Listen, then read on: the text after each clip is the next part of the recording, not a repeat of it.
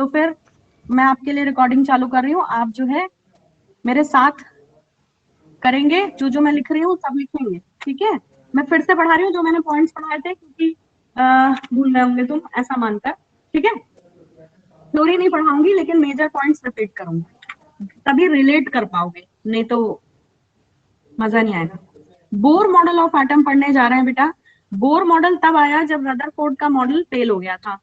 अब वो क्यों फेल हुआ था ये मैंने पिछली क्लास में बताया था, तो मैं रिपीट नहीं करूंगी। इनका जो पहला पोस्टुलेट था, पहला जो पॉइंट था वो कॉमन था। रदरफोर्ड ने भी कहा था कि atom has a centre, atom के पास एक सेंटर होता है जिसको हम क्या कहते हैं, न्यूक्लियस कह देते हैं। यही बात बोर ने कही, तो अंकल जी आपने कुछ नया नहीं बताया, ये तो रदरफोर्ड बता चुके थे, ठीक है। लेकिन बेटा रदरफोर्ड ने क्या कहा था कि इलेक्ट्रॉन जो है वो एटम में कहीं भी बैठा हो सकता है, मतलब वो किसी भी ऑर्बिट में घूम सकता है, यानी कोई फिक्स ऑर्बिट नहीं था रदरफोर्ड के हिसाब से।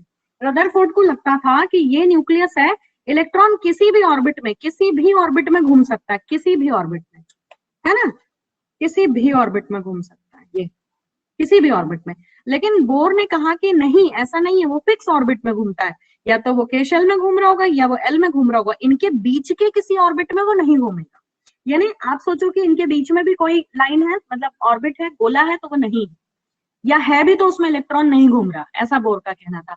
इसको कैसे समझ सकते हो, इसको ऐसे समझ सकते हो कि हम एक क्लास एज्यूम कर लेते हैं, ये क्लास है, यहाँ पे मैं हूं, ठीक है, देखो कितनी सुंदर है, ये मैं हूं।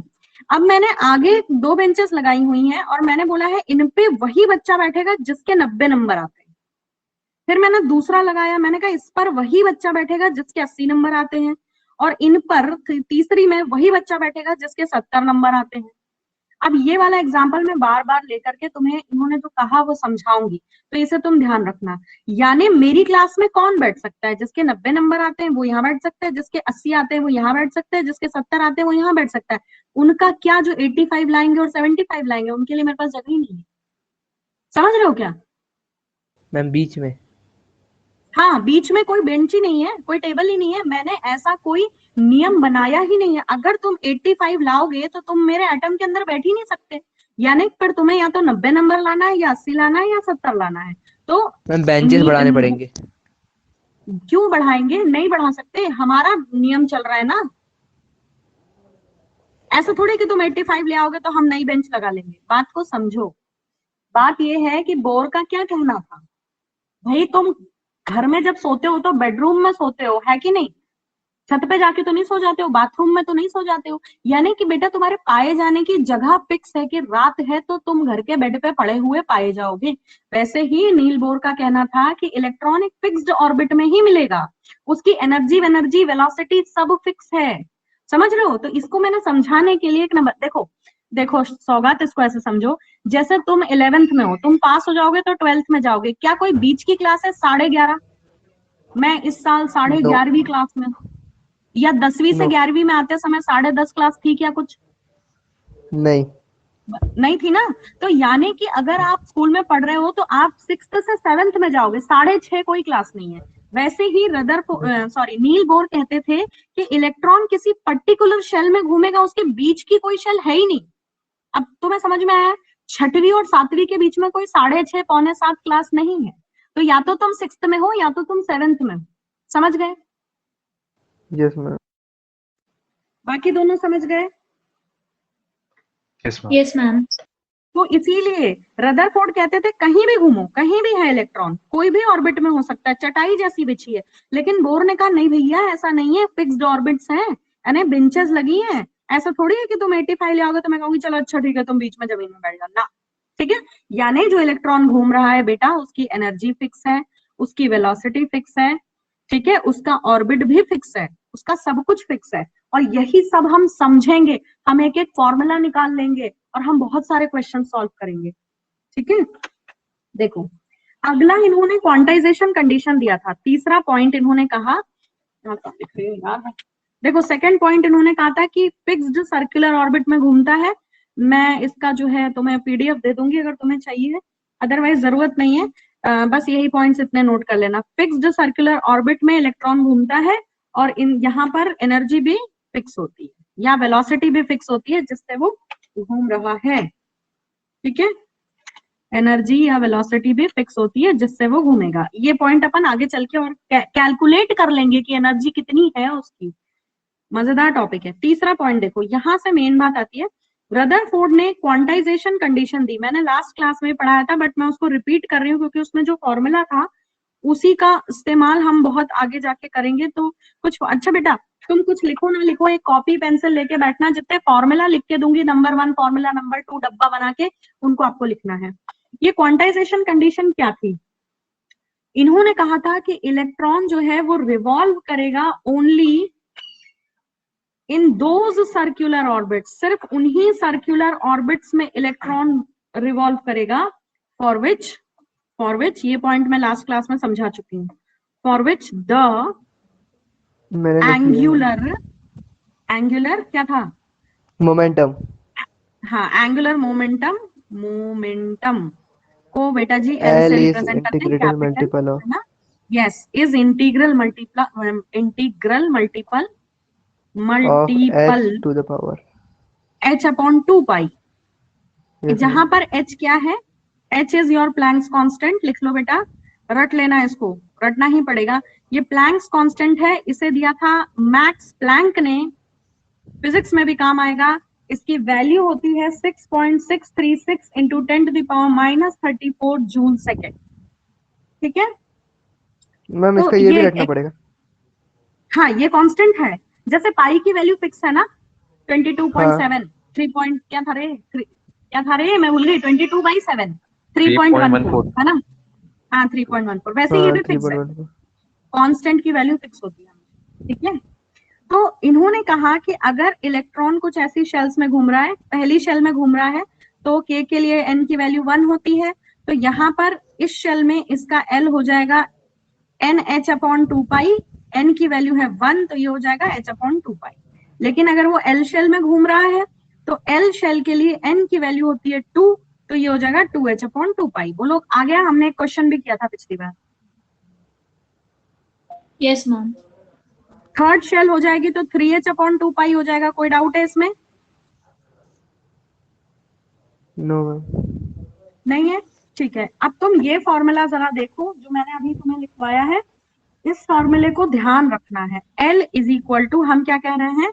हम कह रहे हैं L is equal to N H upon 2 pi, ठीक है। ये बना हमारा पहला फॉर्मूला, ठीक। क्वांटाइजेशन कंडीशन कहलाता है ये फॉर्मूला। अब इन्होंने एक शब्द इस्तेमाल किया था जिसे कहा था एंगुलर मोमेंटम। अब ये एंगुलर मोमेंटम क्या होता है? ये सारा फिजिक्स में है। आई होप मैं तुम्हें समझा पाऊंगी, क्योंकि मुझे नहीं पता तुम्हें कितना पता है और मैं कितना अच्छा फिजिक्स पढ़ा सकती हूँ। एंगुलर मोमेंटम वर्ड का मतलब समझाने जा रही हूँ क्योंकि इससे मुझे 2 फॉर्मूले निकालने हैं। एंगुलर मोमेंटम रिप्रेजेंट होता है L से, ठीक है। और बोर ने कहा कि अगर एक इलेक्ट्रॉन एक गोले में घूम रहा है, कोई भी चीज जब किसी गोले में घूमती है तो वो सेंटर से एक रेडियस से दूर घूम रही होती है, जिसे कहते हैं आर डिस्टेंस। इतनी बात समझ में आई है? सेंटीप्रिटल फोर्स है बीच में। वो सेंट्रीपिटल फोर्स अभी छोड़ दो, ये आर डिस्टेंस पे घूम रहा है, ये रहा इलेक्ट्रॉन। फिर ये घूमते यस मैम। घूमते यहाँ आ गया, यहाँ जब पहुंचेगा तो ये रहा, दिख रहा है, यहाँ पर पहुंचा v वेलोसिटी से, समझ आ रहा है? फिर इधर मुड़ यस गया मैम। क्योंकि गोले में घूमना है, समझ आ रहा है? फिर यहाँ आएगा, तभी तो गोल गोल घूम पाएगा, यस मैम। समझ रहे हो? तो L क्या होता है? L का फॉर्मूला है R इंटू पी। R क्या है? डिस्टेंस, ये रखा सेंटर से सरकमफरेंस की दूरी, और P क्या है? P is momentum, simple momentum. Momentum का फॉर्मूला क्या होता है बेटा? Mass into velocity. यस, देखो फिजिक्स में P for momentum, momentum is equal to mass into velocity. तो इस P की जगह मैं m इंटू वी लिख सकती हूँ, तो मैंने लिखा R into m into V. ये, अब तुम्हें एक चीज पता है क्या? मुझे नहीं पता तुम अभी फिजिक्स में कितना पढ़ चुके हो, पर क्या तुम्हें ये पता है कि अगर 2 वेक्टर के बीच में क्रॉस का निशान हो तो क्या होता है? ये वेक्टर का निशान है ना, यस मैम। बताओ, पता है क्या तुम्हें? फिजिक्स पढ़ते हो तुम?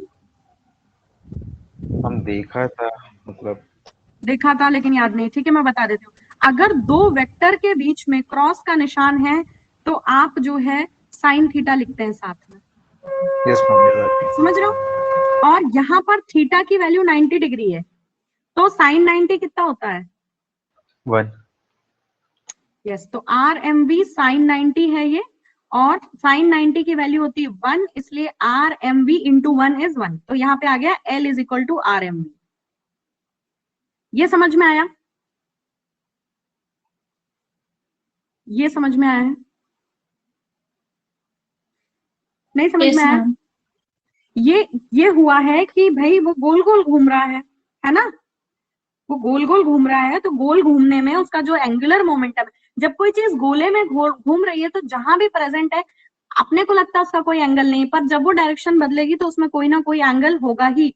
तो इसीलिए हम लिख रहे हैं ये radius into momentum, momentum is mass into velocity. तो ये मैंने समझा दिया था आगे का। ये है तुम्हारी सेकंड इक्वेशन। अब तुम देखो तुम्हारी पहली और दूसरी इक्वेशन का एलएचएस सेम है, तो जब एलएचएस सेम होता है तो क्या होता है बेटा? इक्वेट कर देंगे जल्दी। हाँ मैं कर दूंगी। पहली इक्वेशन थी L is equal to N H upon 2 pi, मैंने कहा था लिखते चलो साथ साथ। दूसरी इक्वेशन थी Yes, ma'am. L is equal to M V R. ठीक है, तुम इतना लिख सकते हो, पूरा नहीं लिखा तो कोई दिक्कत नहीं। अगर एलएचएस सेम है तो क्या होता है? इक्वेट कर देंगे मैम, मतलब अब ऊपर वाली इक्वल टू नीचे वाली। यस, यानी अगर एलएचएस सेम है तो आरएचएस भी सेम होता है, ऐसा बोलते हैं। तो मैं लिख सकती हूँ ना M V R is equal to N H upon 2 pi, क्या मैं लिख सकती हूँ ऐसा? Yes, ma'am. लिख सकते हैं ना? इसी इक्वेशन को डाल लो इक्वेशन नंबर 1।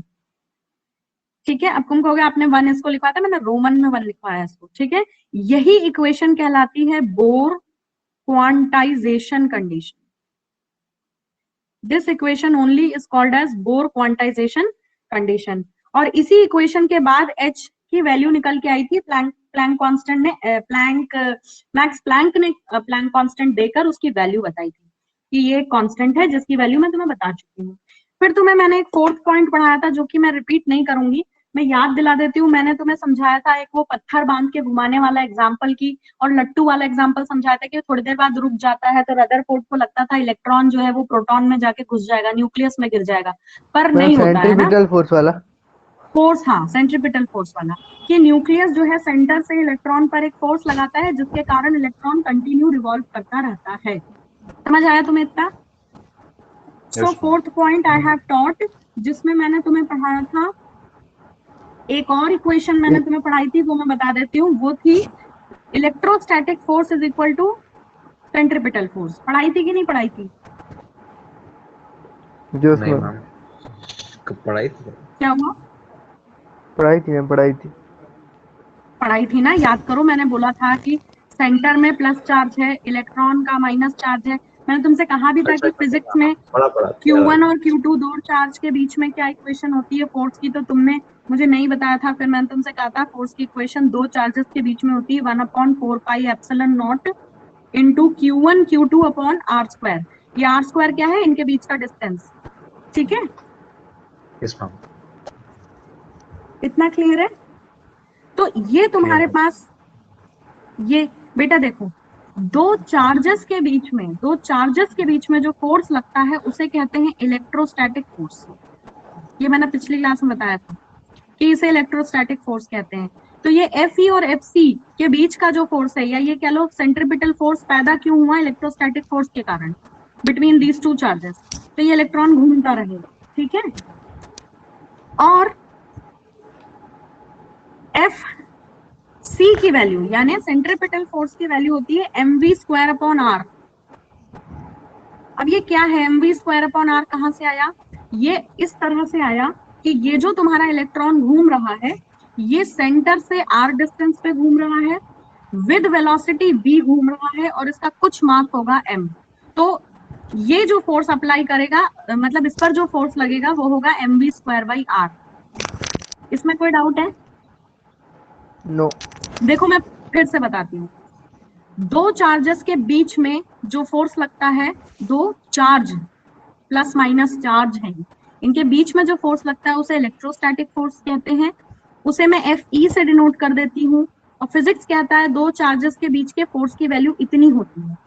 लेकिन ये एक चार्ज स्पीशीज है इलेक्ट्रॉन, इसके ऊपर जो सेंट्रीपिटल फोर्स लग रहा है न्यूक्लियस से, उसकी वैल्यू है mv²/r। इसमें कोई डाउट है? No ma'am.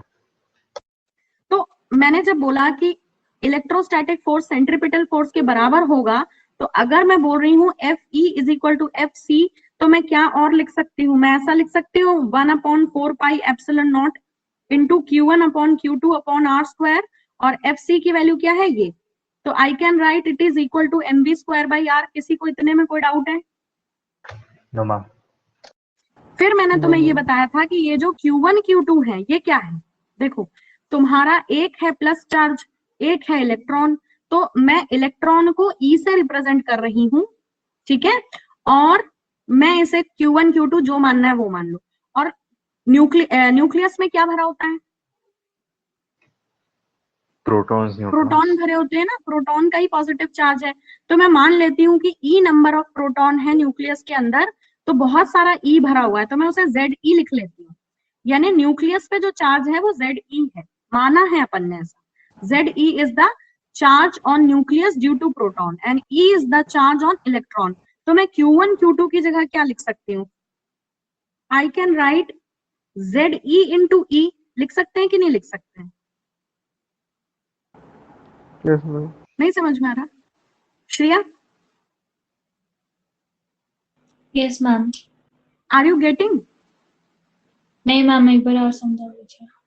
मैंने ये बोला कि हम Q1 Q2 ले रहे हैं यहाँ पे, है ना। इक्वेशन Q1 Q2 के लिए है, फिजिक्स से आई है, लेकिन हमारा Q1 क्या है? मान लेते हैं इलेक्ट्रॉन का चार्ज E हमारा Q1 है। हमारे चार्जेस क्या है? हमारा चार्ज है एक इलेक्ट्रॉन और दूसरा प्रोटॉन, तो मैं Q1 को E मान लेती हूँ क्योंकि E is the charge on electron, और मैं Q2 को Ze मान लेती हूँ क्योंकि that is the charge on proton. तो मैंने Q1 Q2 की वैल्यू यहाँ पुट कर दी है। अब समझ में आया? हाँ। Upon r² is equal to mv²/r। So यहाँ पे तुम लिख लोगे अगली स्टेप में 1/4πε इंटू Ze²/r², बाकी सबका सेम टू सेम छाप दो। ये बनी तुम्हारी एक और बहुत इंपॉर्टेंट इक्वेशन, सेकेंड इक्वेशन। बेटा अब जो तुम्हारी ये रोमन में लिखेंगे, सॉरी देखो रोमन में लिखा था 1 ये वाली इक्वेशन, और रोमन में लिख रहे हैं 2।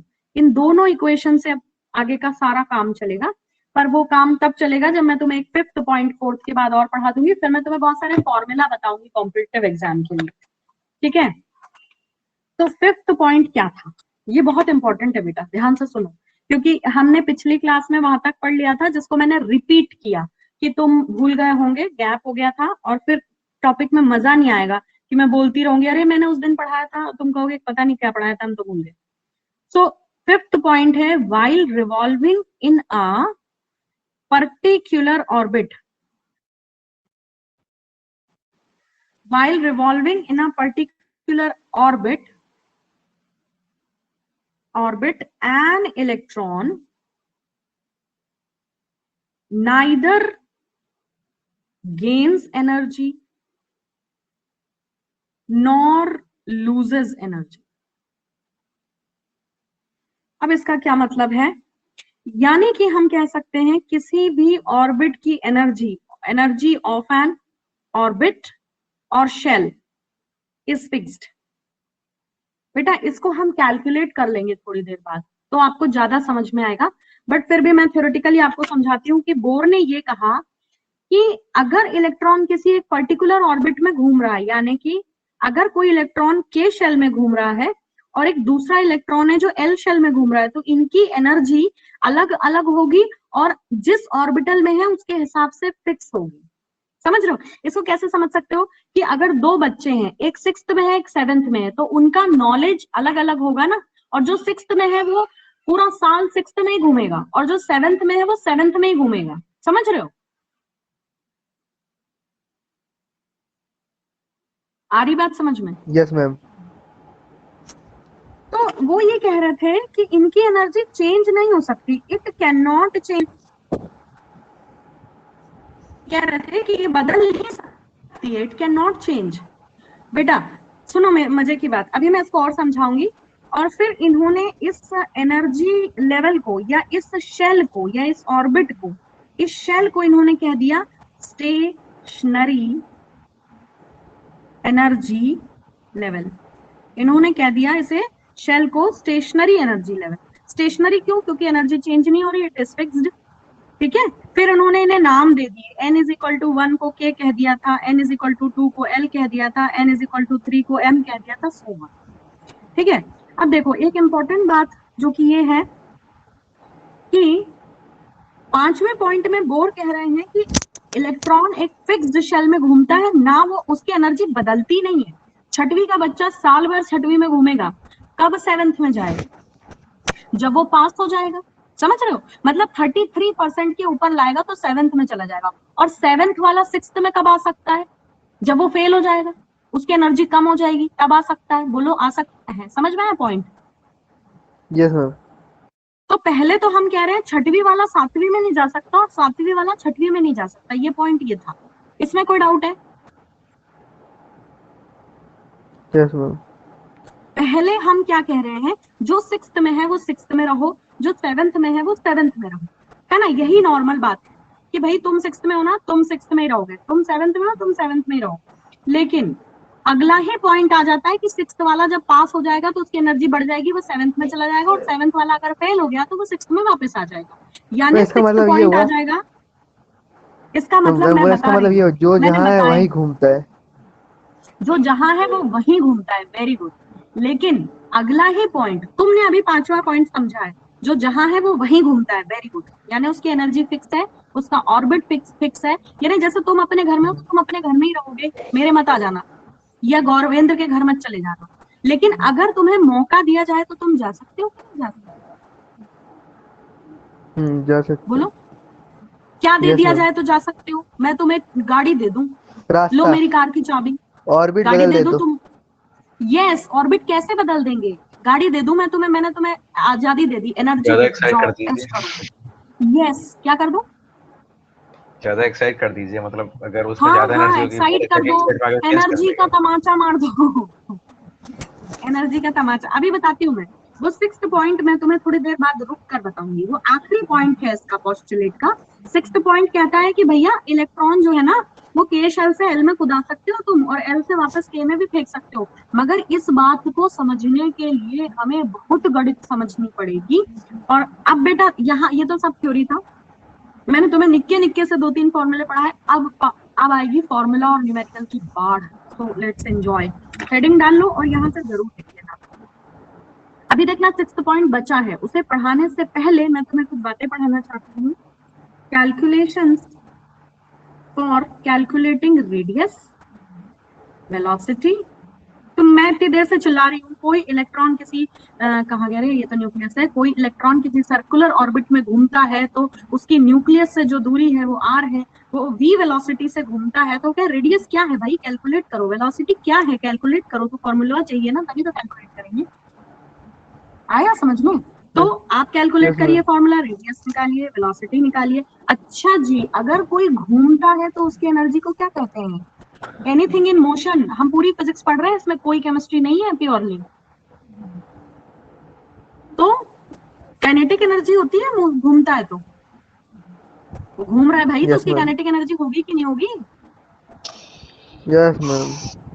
और कोई ना कोई उसकी पोजीशन है, इसलिए पोटेंशियल एनर्जी भी होगी। और दोनों को जोड़ देते हैं तो कुछ टोटल एनर्जी भी होगी। तो मैं तुम्हें ये 5 चीजें कैलकुलेट करने का फॉर्मूला बताऊंगी। और जेई का फेवरेट क्वेश्चन, फेवरेट टॉपिक है, एक आध क्वेश्चन जरूर टपकता है यहाँ से। चलो आओ कर कैलकुलेट करते हैं। बहुत इजी, बहुत इजी, इतना इजी, इतना इजी, इतना इजी तुमने कुछ पढ़ा ही नहीं। अपन एक एक करके कैलकुलेट करेंगे। पहली चीज हम कैलकुलेट करते हैं रेडियस ऑफ एन इलेक्ट्रॉन। ठीक। अब तुम इतने दिनों से चिल्ला रहे हो न्यूक्लियस के बाद आती है के शेल है। कभी तुमने सोचा है कि न्यूक्लियस से के शेल की दूरी कितनी है? क्या 2 वो जितना किलोमीटर है? बड़ा क्या एटम होगा, क्या 5 सेंटीमीटर है? अच्छा, जितना अच्छा बड़ा ऐसा एटम है। होगा। क्या लॉजिक है यार सौहार्द, क्या लॉजिक है इसमें? एक बात बताओ बेटा, हाइड्रोजन की के शेल और हीलियम की के शेल, हीलियम का एटम हाइड्रोजन से बड़ा होता है तो उसकी के शेल की दूरी न्यूक्लियस से ज्यादा होगी। अब होती चलो होगी आओ पता देखते नहीं। हैं। हाँ तो वही देखना है। अपन रेडियस निकाल रहे हैं, अब कैसे निकालेंगे? हमने अभी दो छोटे छोटे फॉर्मूला डिराइव किए थे। पहला फॉर्मूला था L is equal to M V R, और दूसरा था L is equal to N H upon two pi. ठीक है, लिख लेते हैं, पीछे भी लिख के बताया था। फिर उनको इक्वेट कर दिया था तो बन गया था M V R is equal to N H upon two pi. याद है तुम्हें ये? Yes ma'am. याद है कि नहीं याद है? Yes ma'am. सबको याद है बेटा ये? Yes, ma'am. Yes ma'am. अब तुमने पहली इक्वेशन ये पढ़ी थी, देखो जाके मैंने लिखा है वहां पे कि ये पहली इक्वेशन है। फिर दूसरी मैंने तुम्हें एक बताई थी, 1/4 pi epsilon Z E square upon R square it is equal to M V square upon क्या था रे आर। ये दूसरी इक्वेशन थी कि नहीं थी? Yes ma'am. अब ये कह रहा है कि तुम जो है पहली इक्वेशन की स्क्वायरिंग करो, square the equation 1 and divide it by equation second, divide it by equation second. अब तुम पूछोगे क्यों करें? इसलिए करना है क्योंकि हमें आर की वैल्यू चाहिए, तो हमें यहाँ खून खराबा मचाना पड़ेगा, तभी हमें आर की वैल्यू मिलेगी इन दोनों इक्वेशन से। क्यों? क्योंकि इस पहली इक्वेशन में भी आर है और दूसरी में भी आर है, तो हम किसी एक से नहीं निकाल सकते। और इनमें कोई कॉमन फैक्टर बहुत सारे हैं, लेकिन फिर भी हमें इनको मिक्स करके आर की वैल्यू निकालनी पड़ेगी। तो इनको बराबरी, समाज में बराबरी का दर्जा देने के लिए इसका स्क्वायर लगाओ और पहली को दूसरी से डिवाइड करो। अब देखो मैं कर देती हूँ, ठीक है? तो मैंने बोला है कि इनका स्क्वायर लगा लो, तो तुम क्या बोलोगे कि भैया पहली इक्वेशन है हमारी M V R it is equal to N H upon two pi. अगर मैडम हम इसका स्क्वायर लगाएंगे तो ये क्या हो जाएगी? ये हो जाएगी, देखो यहाँ लिख रहा है एन स्क्वायर, यहाँ से लिख रही हूँ N square H square upon 2 का स्क्वायर हो जाएगा 4, बोलो हो जाएगा पाई स्क्वायर। यस इतने मैम। में कोई डाउट है? नो। अरे है, डाउट है? नहीं है? ठीक है। नो। और it is equal to M B R का स्क्वायर लगा लो, तो M square V square upon V R square. Square कोई कोई डाउट है? फिर मैंने कहा था ये पहली इक्वेशन का स्क्वायर हो गया, इसको डिवाइड कर लो दूसरी इक्वेशन से। तो दूसरी इक्वेशन क्या थी? दूसरी इक्वेशन क्या थी भाई? दूसरी इक्वेशन 1/4 epsilon naught. हाँ, तो देखो दूसरी इक्वेशन को मैं यहाँ लिखती हूँ, फिर समझा पाऊंगी, दूसरे कलर से लिखती हूँ वरना तुम कंफ्यूज हो जाओगे मैडम ने क्या कहाँ पहुंचा दिया। 1/4 pi epsilon Z E square upon R square it is equal to M V square by R. ये सेकंड इक्वेशन, हम इसके डिवाइड में लिख रहे हैं इसको, तो ये पी बाई क्यू के फॉर्म में, ये भी पी बाई क्यू के फॉर्म में। तो तुम समझ जाना, सब मैथ्स वाले हो, नहीं समझे तो समझाऊंगी। देखो इतना हिस्सा मैं पहले लिख रही हूँ, जेड ई स्क्वायर अपॉन में ये सब एक साथ लिख सकती हूँ, upon 4 pi epsilon naught R square. मैंने अभी इतना लिखा है, कोई डाउट है? कोई डाउट है किसी को तो पूछो, बोलो। No, ma'am, no doubt. इतनी शांति क्यों है? श्रिया कोई डाउट है? श्रिया बेटा कोई डाउट है? Shriya are you there in the class? Am I audible? Ma'am और क्लास में नहीं है, अभी लीव कर गई। क्या हुआ उसको? अब आ गई। श्रिया व्हाट हैपेंड बेटा? मैम वाईफाई का प्रॉब्लम हो गया था। ओके, अब तो बहुत ही कचरा हो गया। कहाँ से तुम नहीं थी? मैम जस्ट अभी निकली थी और आ गई फटाफट। ओके ओके, तो अभी तुम्हें इतना क्लियर है ना सारा? मैंने क्या किया है, बस ये इसके फर्स्ट इक्वेशन ये थी, इसका स्क्वायर लगा के मैंने यहाँ लिख दिया है, और ये थी फर्स्ट इक्वेशन, इसका स्क्वायर लगा के यहाँ लिखा, और इस इक्वेशन से इसको डिवाइड कर रहे हैं सेकंड इक्वेशन से। तो मैं सेकंड इक्वेशन का ये हिस्सा Z E square upon 4 pi epsilon R square, इतने में कोई डाउट है किसी को भी? सौगात तुम्हें है बेटा?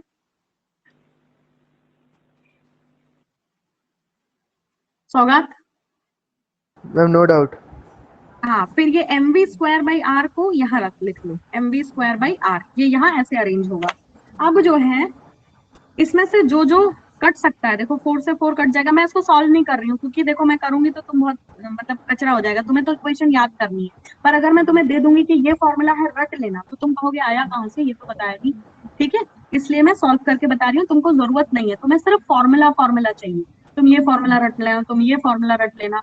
पर अगर तुम समझ सकते हो तो जो समझ सकता है उसके लिए मैं पूरा पढ़ा रही हूँ, आपको काम सिर्फ फॉर्मूला आएगा।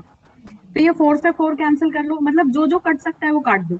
1 पाई से 1 पाई कट जाएगा, फिर क्या कट रहा है रे, m स्क्वायर से m, मतलब 1 m कट गया, ये पूरा का पूरा v स्क्वायर उड़ा दो, गया।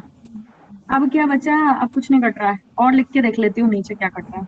अब मेरे पास बचा क्या, देखो n स्क्वायर h स्क्वायर बचा, यहाँ से इसके नीचे में क्या बचा रे, पाई बचा है, ठीक है। अब ये जो है a upon b upon c upon d के फॉर्म में, तो ये चीज पलट जाएगी, ऊपर जाएगी, तो ये हो जाएगा epsilon naught r square upon z square. इतने में कोई डाउट है किसी को?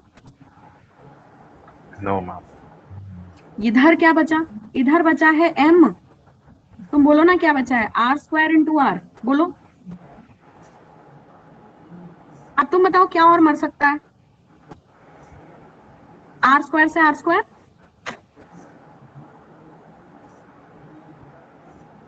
यस अरे मैम। आ रहा है समझ में, आ रहा है ना समझ में?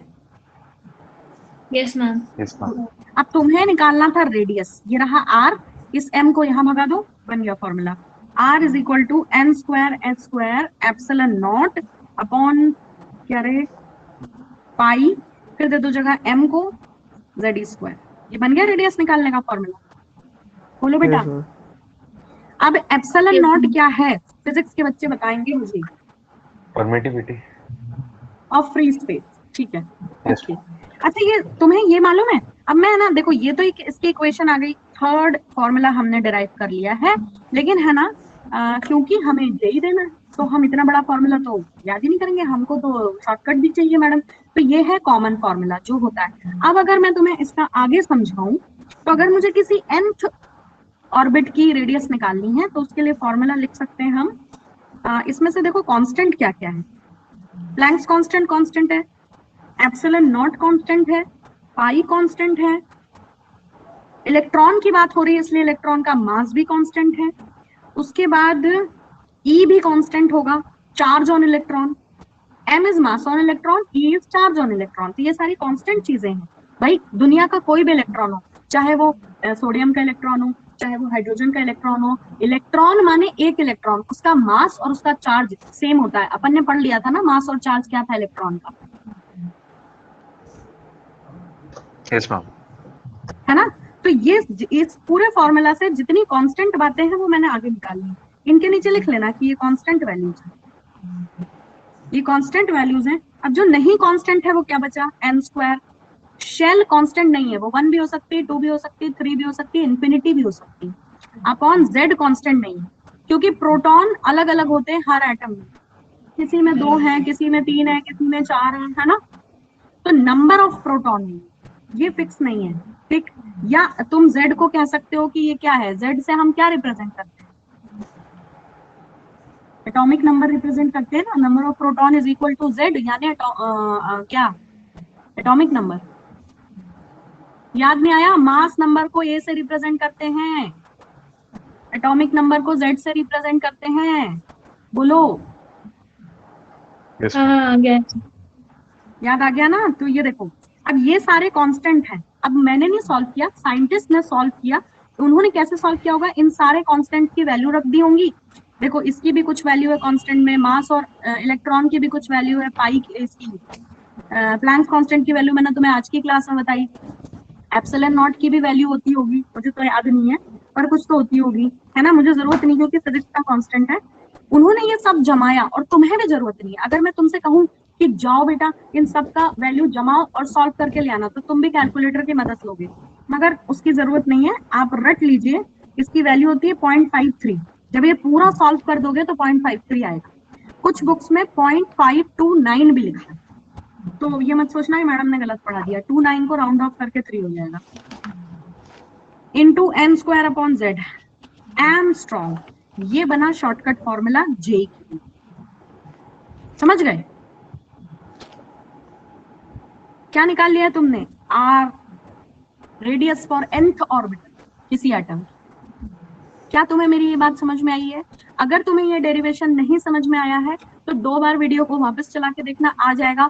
और अगर फिर भी नहीं आया है तो कह देना बेटा तुम मत याद करो, तुम सिर्फ जिसके आगे मैडम ने रोमन नंबर 3 लिखा ये इक्वेशन याद कर लो, ठीक है, और तुम ये वाला फॉर्मूला याद कर लो। मैं इसको 4th नंबर दे देती हूँ, थर्ड का ए दे देती हूँ, ये थर्ड है, ये थर्ड का ए दे देती हूँ, इसी का शॉर्टकट निकाला है सॉल्व करके। क्या तुम्हें इतना क्लियर है बेटा? देखो तुम्हें केमिस्ट्री Yes, में ma'am. डेरिवेशन कोई नहीं पूछेगा, मैंने इतनी डिटेल में इसलिए पढ़ाया कि मान लो तुम अगले साल, मान लो क्या तुम अगले साल फिजिक्स पढ़ोगे ही, फिर कोई और तुम्हें पढ़ा रहा होगा तो तुम सोच रहे होगे हैं हमें पिछले साल तो इन्होंने पढ़ाया नहीं, केमिस्ट्री में था ये सब कुछ पर हमारा छोड़ दिया, इसलिए पढ़ा रहे हो, ठीक है। और मेरे को ना कम पढ़ाने में ना मन मानता नहीं है, मेरे साथ प्रॉब्लम है,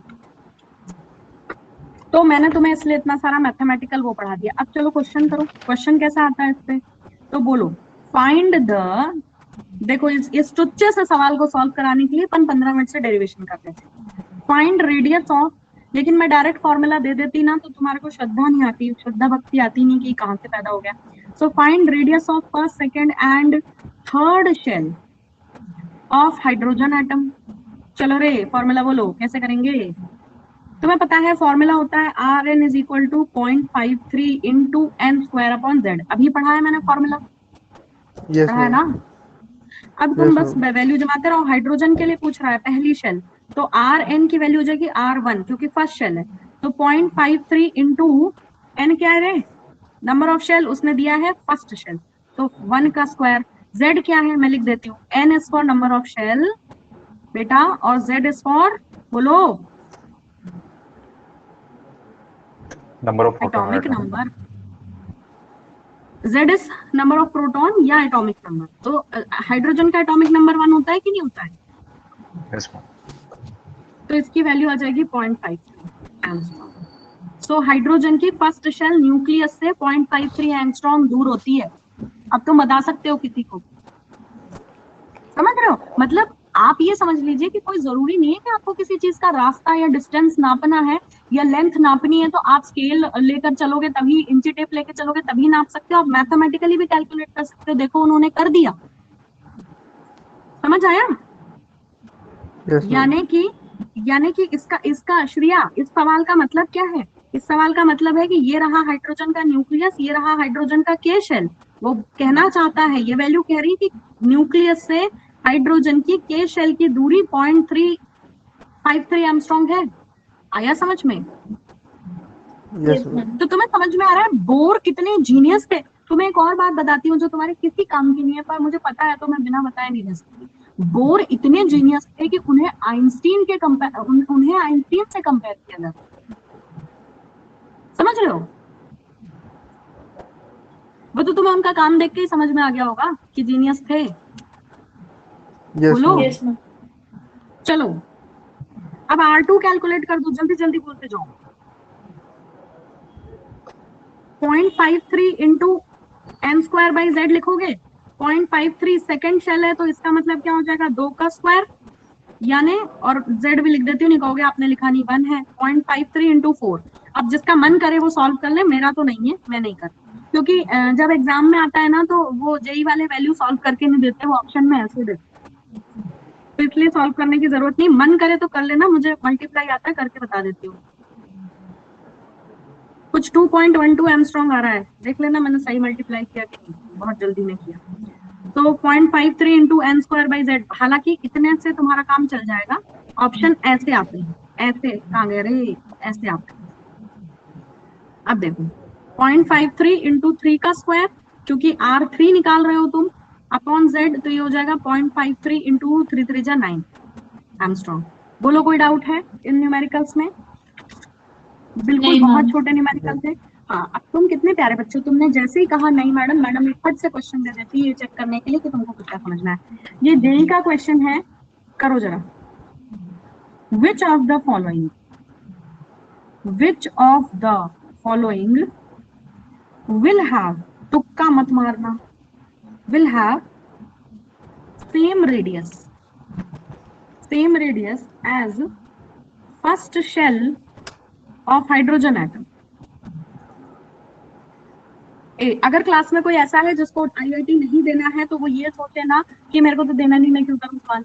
तुम्हें करना है, क्योंकि दुनिया का कोई भी कॉम्पिटिटिव एग्जाम है जिसमें 11वीं और 12वीं की केमिस्ट्री आती है तो यही सवाल आएंगे, कहीं अलग से नहीं पैदा होना। n is equal to 2 for lithium, b n is equal to 2 for beryllium, c n is equal to 2 for helium, और d n is equal to 3 for helium। क्या आप इसे सॉल्व कर सकते हैं?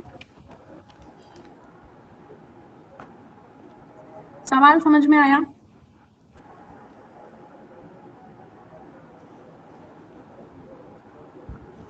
No ma'am. सवाल समझ में?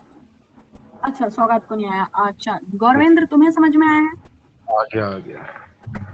आ गया है। और तुम्हें समझ में आया श्रेया कि तुम्हें भी नहीं आया? थोड़ा बहुत आया है। कितना? थोड़ा बहुत में बताओ कि कितना समझ में आया, क्या समझ पाई हो? गौरवेंद्र तुम सॉल्व करो, अपना आंसर लॉक करके रखो, मैं पूछती हूँ तुमसे। बाकी दोनों श्रेया क्या क्या क्या समझ में आया पहले वो? रेडियस, फर्स्ट शेल की रेडियस निकालनी है के शेल की। हाँ ठीक है। वो क्या पूछ रहा है समझो ना। विच ऑफ द फॉलोइंग, उसने इतनी बड़ी हिंट दे रखी है, which of the following will have same radius as first shell of hydrogen, isn't it a hint? मेरे को आ गया मैम। आ गया है तो करो सॉल्व। श्रेया बेटा देख, वो कह रहा है इन चारों में से किसकी रेडियस, कौन सी रेडियस, लिथियम का सेकंड वाला शेल यानी एल शेल, या बेरिलियम का एल शेल, या हीलियम का एल शेल, या हीलियम का एम शेल, कौन सा शेल इनमें से सेम रेडियस रखता है हाइड्रोजन की फर्स्ट शेल जैसा? तो सबसे पहले तो हाइड्रोजन की फर्स्ट शेल निकाल लो। अच्छा करो, तुम ही करो। किसी का आया आंसर? इतना टाइम नहीं लगना चाहिए, बहुत ही टुच्चा सा सवाल है। अभी सॉल्व करोगी तो तुम कहोगे हाँ इतना इजी था, हमसे नहीं आया।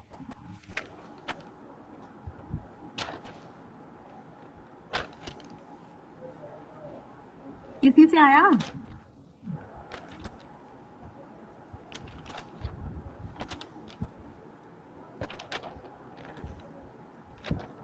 मैम कर रहे हैं। गौरवेंद्र कर रहा हूँ मैम।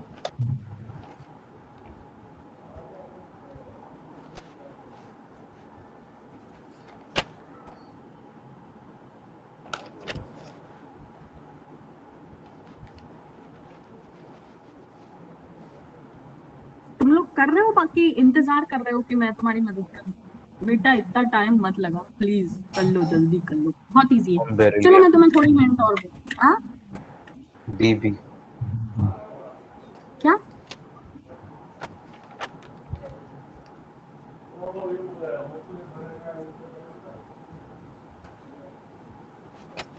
अरे तुम्हें मैंने फॉर्मूला दे दिया है, वैल्यूज जमा जमा के देख लो किसकी वैल्यू जो है हाइड्रोजन की फर्स्ट शेल जितनी आ रही है।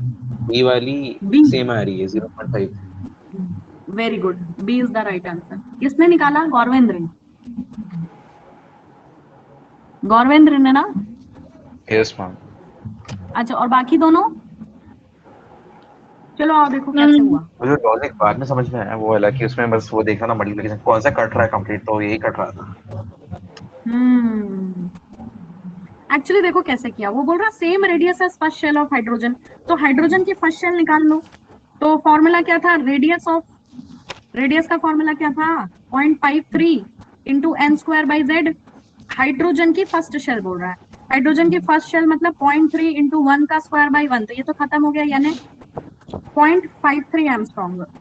हाइड्रोजन की फर्स्ट रेडियस होती है 0.53। अब इनमें से जिसकी 0.53 आ जाए वो आंसर हो जाएगा। तो इसकी देखो, इसका क्या आ रहा है? 0.53 इंटू लिथियम की सेकंड शेल है, तो सेकंड शेल का मतलब है 2 स्क्वायर। और लिथियम का एटॉमिक नंबर कितना होता है?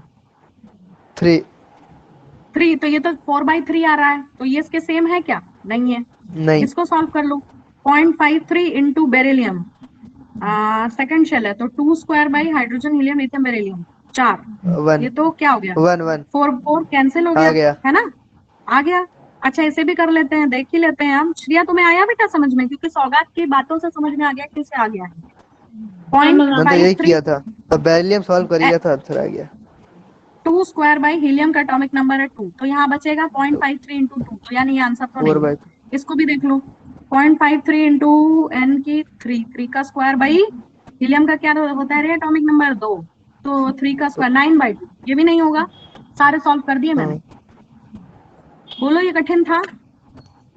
मैम बहुत इजी है।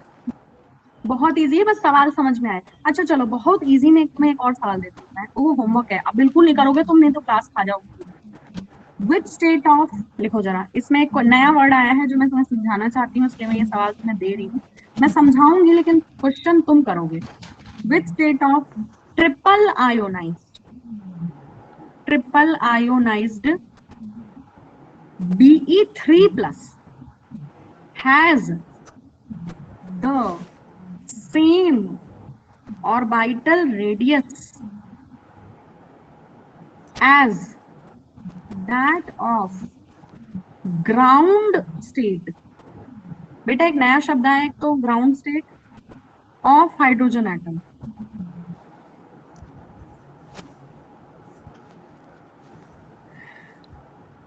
इस सवाल का मतलब समझ में आया तुम्हें? थोड़ा थोड़ा मैम। बेटा ट्रिपल आयोनाइज्ड इसलिए लिखा है क्योंकि Be+3 ऑक्सीडेशन स्टेट में, यानी 3 इलेक्ट्रॉन वो दे चुका है तो आयन बन गया है। और ग्राउंड स्टेट का मतलब होता है हाइड्रोजन का, कि जो हाइड्रोजन का इलेक्ट्रॉन है वो n=1 यानी k शेल में। अब तुम ये क्वेश्चन कैलकुलेट करना, ठीक है? क्लियर है? अरे बोलो रे, क्लियर है कि नहीं? हाँ मैम। ये होमवर्क है, इसको ट्राई करना, नहीं आएगा तो फिर मैं नहीं बताऊंगी, मैंने बहुत सारा बता दिया। वीडियो फिर से देखना और ट्राई करना, फिर भी नहीं आएगा तब मैं बताऊंगी। अब देखो, बोर ने इतना कुछ तो बता दिया, लेकिन इन्होंने जितनी भी कैलकुलेशन करी है, जो भी बताया है, ये सब बोर का जो एटम मॉडल है वो सिर्फ, इनका एक बहुत बड़ा ड्रॉबैक है। देखो, बोर का जो मॉडल है दैट इज वैलिड, वो लागू होता है या काम करता है valid on only single electron species, ऐसी स्पीशीज जिनमें एक ही इलेक्ट्रॉन है, यानी सिर्फ हाइड्रोजन के लिए काम कर सकता है, He+ के लिए काम कर सकता है, Li2+ के लिए काम करता है, Be3+ के लिए काम करता है, यानी ये वो सारी स्पीशीज हैं जिनमें सिर्फ एक ही इलेक्ट्रॉन होता है। तो ये सिर्फ मोनो एटॉमिक स्पीशीज के लिए काम करता है, उससे ज्यादा इलेक्ट्रॉन वाले, मतलब अगर तुमको हीलियम पे लगा लें बोर मॉडल नहीं लगेगा, क्योंकि उसमें 2 इलेक्ट्रॉन हो जाते हैं। He+ का मतलब हीलियम ने एक इलेक्ट्रॉन दे दिया, जो कि तुम्हें पता है हीलियम तो नोबल गैस है ना, इलेक्ट्रॉन ऐसे तो देता ही नहीं है। ये तो सिर्फ समझाने के लिए मैंने बताया। हाँ, Li2+ पॉसिबल है, Be3+ भी पॉसिबल है। क्लियर हो गया है तुम्हें कि इसकी ड्रॉबैक क्या थी?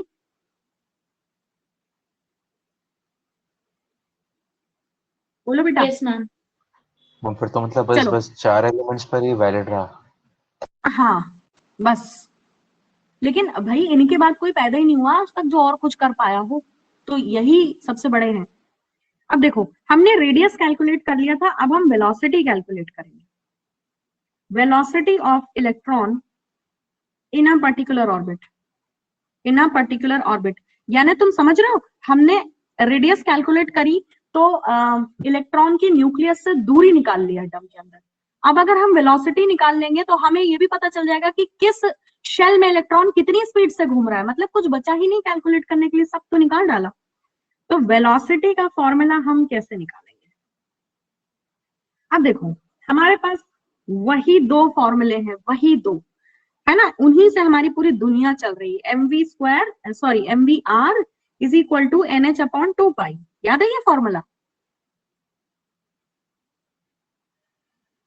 बोलो ना, इसी में अपन ने आर Yes. निकाल लिया था, हाँ मैम। है ना। हालांकि आर निकालने के लिए हमने पहली दूसरी दोनों इक्वेशन का यूज किया था, पर यहाँ पर इसी से काम चल जाएगा। इसमें क्या करना है, इस इक्वेशन में आर की वैल्यू पुट कर दो जो तुमने अभी कैलकुलेट करी है, तो तुम्हारा वेलोसिटी निकल जाएगा। देखो, करते हैं पुट करते हैं। देखो,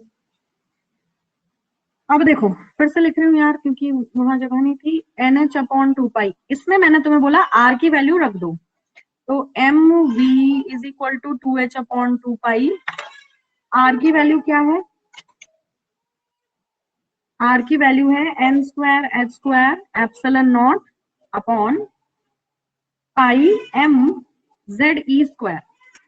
ठीक है, क्लियर हुआ इतना? अब देखो जो भी कैंसिल होता है उसे कैंसिल कर दो, m से m कैंसिल हो जाएगा। और कुछ कैंसिल हो रहा है क्या? पाई से पाई कैंसिल हो जाएगा सॉल्व करोगे तो। ब्लैंक्स कांस्टेंट एक नहीं n जाएगा? से ब्लैंक्स कांस्टेंट नहीं जाएगा कैंसिल जाएगा, कर? रुको उसे भी भगाते हैं, रुको तो। ये मैंने कहाँ से n काट दिया रे? मैं n क्यों काट दिया यार? n कहीं दिख रहा है तुम्हें इधर? हाँ दिख रहा है ना, ये 2 क्यों लिख लिया मैंने, n था। तो एक n से एक n जाएगा, एक प्लैंक्स कांस्टेंट से एक इधर का चला जाएगा। बस, तो फिर जो जो खून खराबा हो सकता था वो मैंने कर दिया है। अब हमारे पास बचा है v, और जो इधर बच गया वो सबको इधर ले लेते हैं। तो v इज इक्वल टू क्या बच गया, क्या बच गया रे? हाँ, ये डिनोमिनेटर में है, क्रॉस मल्टीप्लाई करोगे तो ऊपर चला जाएगा। तो जेड स्क्वायर अपॉन क्या बचा रे, 2h एप्सिलॉन नॉट, और कुछ बचा क्या, n। देखो 2h एप्सिलॉन नॉट n, ये बचा इतना। बोलो। Yes ma'am. Yes, ma'am. This is your fourth equation, fourth expression for calculation of velocity. पर हमें वेलोसिटी निकालनी है किसी nth शेल में, किसी nth शेल में निकालनी है। तो जैसे हमने रेडियस में किया था, सारे कांस्टेंट हटा लो। कौन कौन कांस्टेंट है यहाँ पे देखो जरा। यहाँ पे e स्क्वायर कांस्टेंट है अपॉन 2h एप्सिलॉन नॉट, ये इतना कांस्टेंट है, इनटू क्या बचा, z अपॉन n बचा। This entire thing is constant. ठीक है, अब जब भी कांस्टेंट हटाते हैं तो क्या करते हैं, इन सारे कांस्टेंट्स की वैल्यू पुट कर लेना। हमने तो कैलकुलेट करना नहीं है, लोगों ने कैलकुलेट करके ऑलरेडी दे रखा है। तो इन सब की वैल्यू पुट कर दोगे तो इनकी वैल्यू होती है 2.18 into 10⁶ z upon n metre per second velocity. ये शॉर्टकट है, जैसे रेडियस का शॉर्टकट निकला था ना, वैसे ही इसको आप 4th A लिख लो, क्योंकि जब न्यूमेरिकल आएगा तो ये इक्वेशन नहीं लगेगी, इससे निकलेगा। क्योंकि इसमें कहाँ वैल्यू रख के सिर्फ हो जाते रहोगे, कांस्टेंट की वैल्यू तो हमें थोड़ी पता है, सामने वाले ने सॉल्व कर दी तो सीधे ये वाला फॉर्मूला लगाओ। चलो इस पे क्वेश्चन करो। कोई डाउट है क्या इतने में?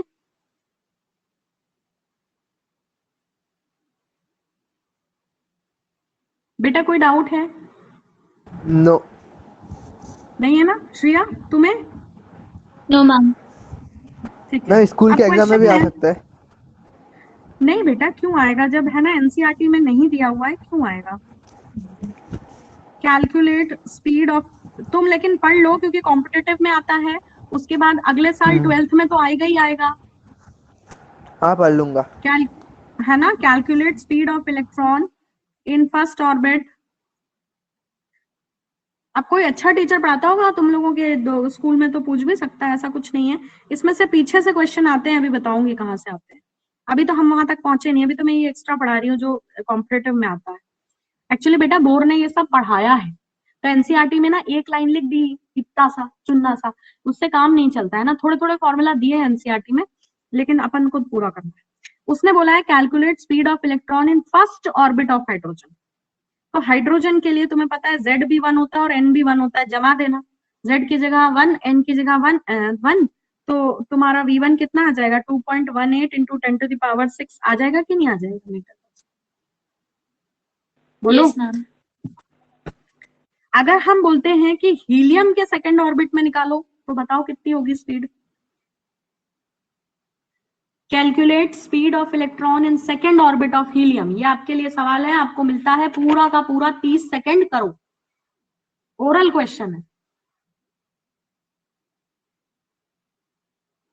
बोलो बेटा जल्दी। Ma'am, स्पीड ऑफ इलेक्ट्रॉन, 2.1 ही आएगा। हाँ गुड, शाबाश, आ गई समझ में बात। लड़कों को क्या हुआ, नहीं आया? हमें कोई क्वेश्चन बता बॉयज, दीजिए। अब मैं 3 बार बोल चुकी क्वेश्चन और लड़की ने सॉल्व भी कर दिया। क्या कर रहे हो तुम लोग? Speed of electron in second orbit of helium, formula क्या था? वेलोसिटी और सेकंड ऑर्बिट बोल रहा है तो यहाँ 2 लिख लो। v2 is equal to 2.18 into 10 to the power 6 into z, sorry z upon n, तो वो 2.18 इंटू 10 टू पावर 6।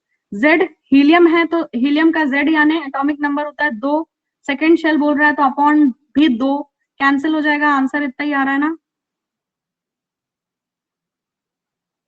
आ गया समझ में? Yes, ma'am. तो हमने रेडियस कैलकुलेट कर ली, हमने वेलोसिटी कैलकुलेट कर ली है। अब हमारे पास कौन सी 2 चीजें बची हैं? अब हमारे पास बचा है एनर्जीज कैलकुलेट करना, एनर्जीज ऑफ शेल बचा है। ठीक, देखो मैंने तुम्हें बताया था इलेक्ट्रॉन की काइनेटिक एनर्जी होगी which is due to its motion, due to its motion. ठीक है, मुझे काइनेटिक एनर्जी का फॉर्मूला बताओ जो तुम फिजिक्स में पढ़ते हो। हाफ mv स्क्वायर होता है, ठीक है। अभी अभी तुमने v कैलकुलेट किया है, अभी अभी तुमने v कैलकुलेट किया है, लगा दो उसमें इलेक्ट्रॉन की, इलेक्ट्रॉन के लिए बात हो रही है इसलिए इलेक्ट्रॉन का v यहाँ रख देंगे, तो हाफ इंटू मैम v की वैल्यू पुट कर दे। v की वैल्यू नहीं, v का फॉर्मूला डिराइव किया ना तुमने अभी, हाँ हाँ तुमने अभी निकाला ना पीछे, v is equal to Z square upon 2h epsilon naught n, हाँ, आपने हाँ। अभी निकाला ना पीछे, वही वैल्यू हाँ, यहाँ हाँ। रख दो। यहाँ रख देंगे तो ये क्या हो जाएगा, v स्क्वायर की जगह रखना है तो Z E square upon 2h epsilon naught n whole square. कोई दिक्कत इतने में? नो No, अब ma'am. आप देखिए क्या हो रहा है, half into m Z square E की पावर 4, इतना तो तुम फिजिक्स में नहीं पढ़ रहे होंगे ना जितना मैंने तुम्हें केमिस्ट्री में मार डाला है, बिल्कुल है ना। अपॉन देखो 4 हो गया h स्क्वायर एप्सिलॉन नॉट का स्क्वायर n स्क्वायर, देखो सबका होल स्क्वायर है इसलिए मैंने सब पे पावर चढ़ा दी। अब ये देखो ये 4 2 8 हो जाएगा, तो काइनेटिक एनर्जी आ गई 1/8 m z स्क्वायर e की पावर 4 अपॉन क्या बचा है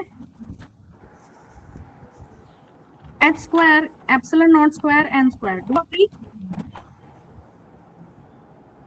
do you agree with this? Yes ma'am. Yes, कुछ रह ma'am. गया क्या रे? कुछ रह गया है क्या? नहीं कुछ नहीं, सब लिख दिया मैंने। नो मैम, कुछ नहीं रहा। हाँ, अब अपन हमेशा क्या करते हैं, ये आ गया तुम्हारा काइनेटिक एनर्जी का फॉर्मूला, रोमन में 5वीं इक्वेशन आ गई है। अब अपन जब इक्वेशन ले लेते हैं उसके बाद क्या करते हैं, हमेशा इतनी देर से क्या कर रहे थे बताओ? RHS equal to RHS. कहाँ से एलएचएस आरएचएस करोगे बेटा? वो तो तुमने इसी इक्वेशन में v की वैल्यू रखी ना, तो कहाँ से एलएचएस आरएचएस, दो अलग इक्वेशन थोड़ी है। Okay. क्या Constant. करना है? वेरी गुड, कांस्टेंट्स निकालना है। तो कांस्टेंट है m e की power 4 8 h square epsilon not square, ये सब को गोली मार दो और बचा क्या, सिर्फ z square by n square. कह रहे भैया जब तुम्हें हट जाना तो आते ही क्यों इतने बड़े? इनकी वैल्यू निकाली गई तो मिली 13.6 into Z square by N square. खुदा पहाड़ निकला चूहा। ये था काइनेटिक एनर्जी का शॉर्टकट, फिफ्थ इक्वेशन का ए। शॉर्टकट ही काम का है। शॉर्टकट ही काम का है, लेकिन है ना पोटेंशियल एनर्जी इस इक्वेशन की मदद से मिली। तो काइनेटिक एनर्जी का फॉर्मूला ये है और यही बहुत मजेदार है, इसी पर आगे की सारी बातें चलेंगी, इसको ना भूलना। मुझे नहीं लगता मैं आज भी ये टॉपिक खत्म कर पाऊंगी। चलो देखते हैं क्या हो पाता है। अगला है पोटेंशियल एनर्जी। पोटेंशियल एनर्जी क्या है भाई? देखो पोटेंशियल एनर्जी तुम्हारी फिजिक्स कहती है energy due to position of anything, तो पोजीशन दो चार्जेस की भी हो सकती है ना। तो यहाँ पे जो इलेक्ट्रोस्टैटिक फोर्स लग रहा था Q1 और Q2 यानी तुम्हारा Z E और E के बीच में, वो भी तो पोटेंशियल एनर्जी हुई है ना। और ये दोनों एक दूसरे से डिस्टेंस r पे बैठे हुए हैं। तो तुमने थोड़ी देर पहले एक फॉर्मूला लिखा था, force FC is equal to 1/4 pi epsilon naught Q1 Q2 by R, लिखा था कि नहीं लिखा था? Yes ma'am. लिखा था कि नहीं लिखा था? तो मैं इसी फोर्स को पोटेंशियल एनर्जी लिख सकती हूँ क्योंकि ये फोर्स पोटेंशियल एनर्जी दे रहा है या है एक्चुअली उसके बराबर। तो I can right 1/4 pi epsilon Q1 Q2 की जगह मुझे लिख लेना था E माइनस E, क्योंकि इलेक्ट्रॉन पे माइनस का चार्ज है, ZE अपॉन R। इतने में कोई डाउट है बोलूं? नहीं मैम। अब ये माइनस इधर आ जाएगा बाहर, तो ये हो गया -1/4 pi epsilon ZE square by R। क्या ना मैम, इतना तो हमने वहां भी कैलकुलेट कर लिया था। अब बेटा हम यहाँ क्या करेंगे, यहाँ पर हम R की वैल्यू रख देंगे, यानी जो हमारे पास है वो हम चिपका देंगे। तो जब हम R की वैल्यू लिख देंगे तो ये इक्वेशन बन जाएगी ZE स्क्वायर बाई R की वैल्यू क्या थी, देखो यहाँ लिख देती हूँ। R की वैल्यू थी m square h square epsilon upon pi mze square. तो यहाँ पे R डिनोमिनेटर में है, तो मैं जब लिखूंगी तो ये वैल्यू फ्लिप हो जाएगी ना, समझ रहे हो? Yes ma'am. तो मैं डिनोमिनेटर यहाँ लिखूंगी इंटू पाई mze स्क्वायर और नीचे आ जाएगा numerator n square h square epsilon. कोई आपत्ति है किसी को? अब जो खून खराबा हो सकता है वो कर लेते हैं, पाई से पाई। अब क्या बच गया, अब क्या बच गया, अब बच गया है, बचा है mz, देखो mz, हाँ z स्क्वायर बचा है, z स्क्वायर और e की पावर 4 बचा है। बोलो इतना सही है?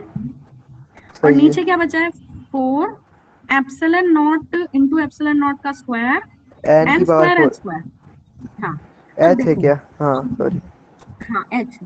अब देखो अगर तुम काइनेटिक एनर्जी की इक्वेशन देखते हो तो उसके डिनोमिनेटर में 8 था, उसके डिनोमिनेटर में 8 था। तो मैं क्या करती हूँ, इस इक्वेशन को ऊपर नीचे 2 से मल्टीप्लाई कर देती हूँ, यानी ये कह सकते हैं कि 2 से मल्टीप्लाई किया और 2 से ही डिवाइड किया, यानी मैंने कुछ नहीं किया ना, ये तो 1 हो गया।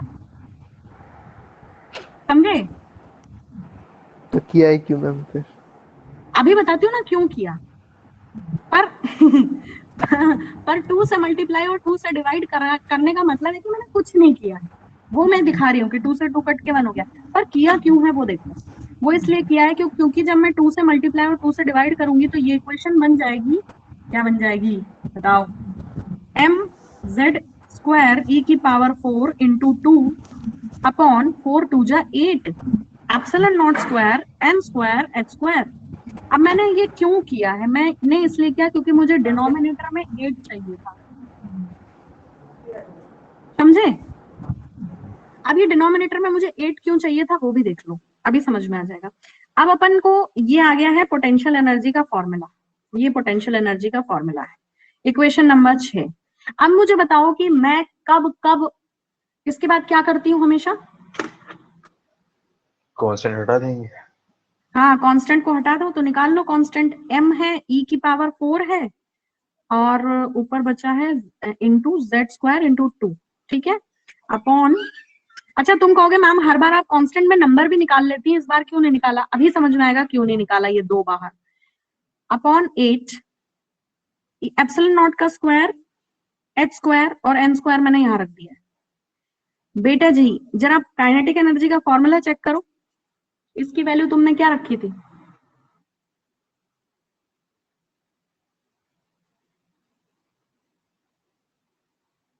तुमने लिखा नहीं है कुछ? 13.6 लिखा था ना। अब तुम्हें समझ में आया सौगात की मैंने 2/2 क्यों किया था, क्योंकि मुझे यहाँ 8 चाहिए था और ये इक्वेशन बना के मुझे इसे 13.6 से सब्स्टिट्यूट करना था। आ गया, समझ में आया? हाँ। Into z square by n square into 2 इतना बचा है और साथ में एक माइनस चल रहा है जो मैं यहाँ के बाद खा गई थी, ये लो ये। तो तुमने देखा पोटेंशियल एनर्जी की वैल्यू माइनस में आई है, कितना electron volt, this is the value of potential energy. कोई डाउट है, कोई दिक्कत? नो। नहीं मैम। ठीक है, अब मुझे बताओ टाइम कितना हो गया है? 51।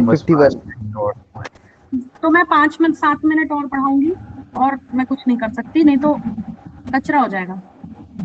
टोटल एनर्जी क्या होती है? पीई प्लस केई, जिसको तुम फिजिक्स में मैकेनिकल एनर्जी कह देते हो, यही होता है ना? Yes ma'am. अब है ना पीछे जो फॉर्मूला डिराइव किए हैं उनकी वैल्यू चिपका दो और के को प्लस कर दो। हाँ तो -2 into 13.6 into z square by n square, अरे तुम तो नहीं चल रहे, z square by n square plus के की वैल्यू थी 13.6 into z square by n square. तो तुम देखो यहाँ माइनस का साइन है, यहाँ है नहीं। जब आप इसे सॉल्व करोगे तो आपके पास टोटल एनर्जी बचती है -13.6 into Z square by N square electron volt. ये है टोटल एनर्जी टीई। किसी को कोई प्रॉब्लम? नो। अब आप चाहें तो डेरिवेशन याद रखें, आप चाहें तो ये आपका 6th फॉर्मूला है, नहीं 7th फॉर्मूला है। आप सिर्फ फॉर्मूले याद कर लें और अब इस पर एक न्यूमेरिकल आप कर लीजिए जिससे आपको बहुत मजा आएगा। Total energy of electron in nth shell of hydrogen atom. बताओ, टोटल एनर्जी निकालने को बोल रहा है। फॉर्मूला है -13.6 into Z square by N square. Hydrogen की बात हो रही तो Z भी 1 है और पहली शेल की बात हो रही तो N भी 1 है, तो -13.6 upon 1 square by 1 square. Total energy कितनी हो गई? -13.6। इस बात का मतलब समझे हो? इस बात का मतलब ये है कि अगर हाइड्रोजन का ये न्यूक्लियस है और ये के शेल है तो इलेक्ट्रॉन जो तुम एक यहाँ बिठाते हो, ये हाइड्रोजन के पास एक इकलौता इलेक्ट्रॉन है, उस एक इकलौते इलेक्ट्रॉन की एनर्जी होती है -13.6 इलेक्ट्रॉन वोल्ट। समझे? Yes ma'am. यानी कि अब अगर तुम्हें हाइड्रोजन से ये इलेक्ट्रॉन बाहर चाहिए तो तुम इसे प्लस का 13.6 दोगे तो ये एटम के बाहर आ जाएगा। समझ रहे हो? Yes ma'am. अच्छा, अब ये तो हुई पहली शेल की बात। श्रेया, समझ में आया? Yes ma'am. अगर बेटा मैं सेकंड शेल के लिए निकालने को बोलती तो क्या हो जाता? बताओ जल्दी। मैम Z के जगह नहीं, Z नहीं, N के जगह 2 हो जाता। हाँ, Two Z square। तो 1 ही रहेगा ना, क्योंकि एटॉमिक नंबर हाइड्रोजन है तो बदलेगा हाँ, नहीं, और ये हो जाएगा 2 का 2 स्क्वायर। स्क्वायर। तो -13.6 अपॉन 4 कितना हो जाएगा? मैं तुम्हें बता देती हूँ, -3.4 इलेक्ट्रॉन वोल्ट हो जाएगा। यानी अगर कोई भी इलेक्ट्रॉन L शेल में है तो उसकी एनर्जी होगी -3.4 इलेक्ट्रॉन वोल्ट। अब तुम मुझे बताओ कि जो इलेक्ट्रॉन K में है उसकी एनर्जी ज्यादा है कि जो L में है उसकी एनर्जी ज्यादा है? जो के में उसकी ज्यादा है। उसकी ज्यादा है। क्यों?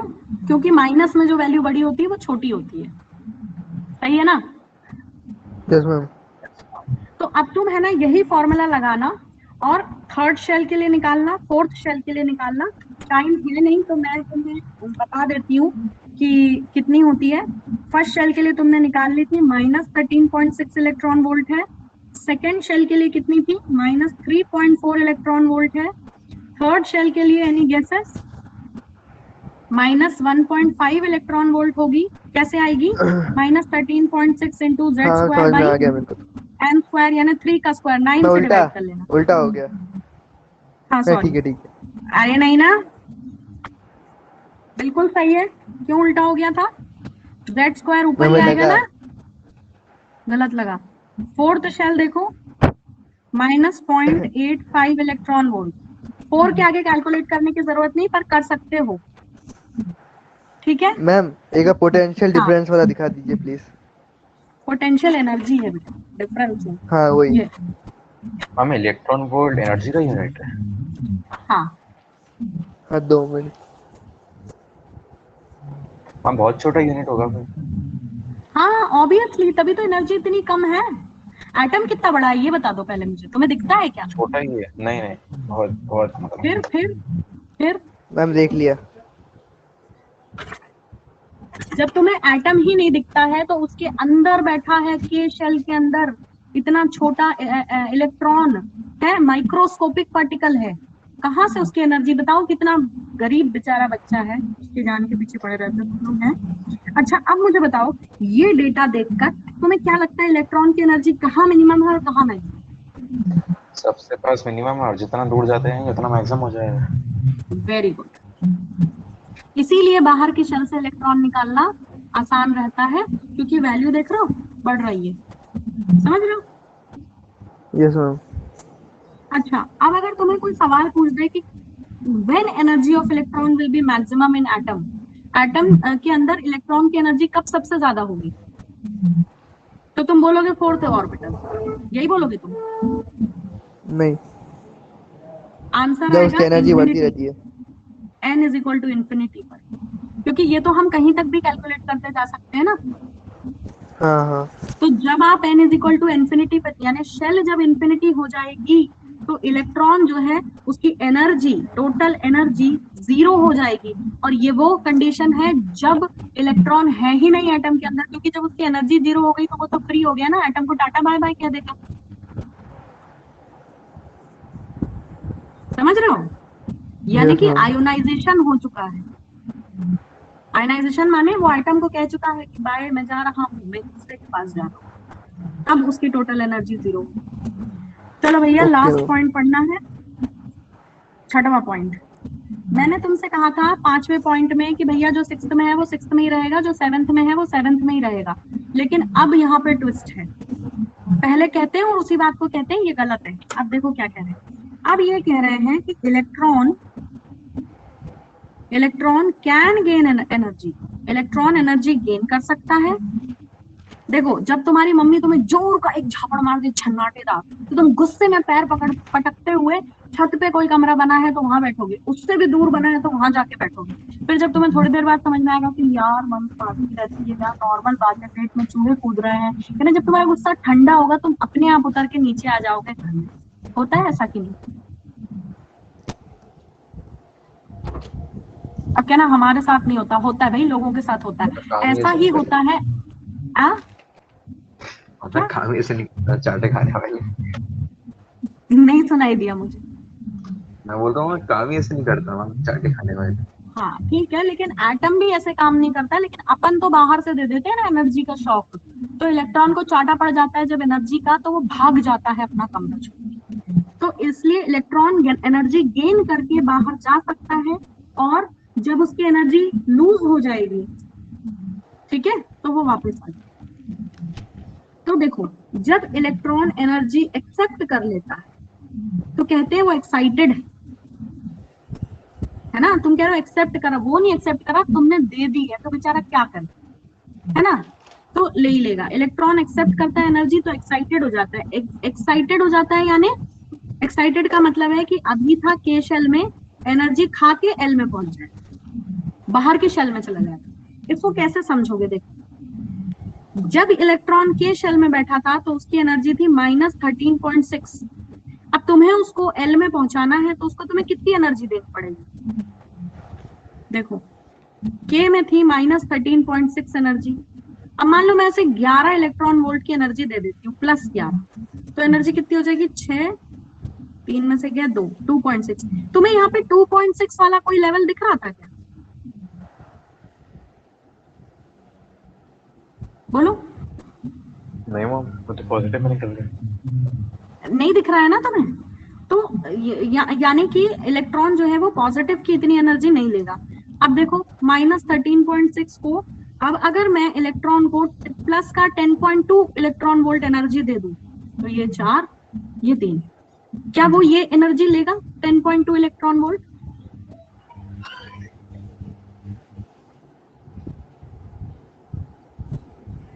ले लेगा ना।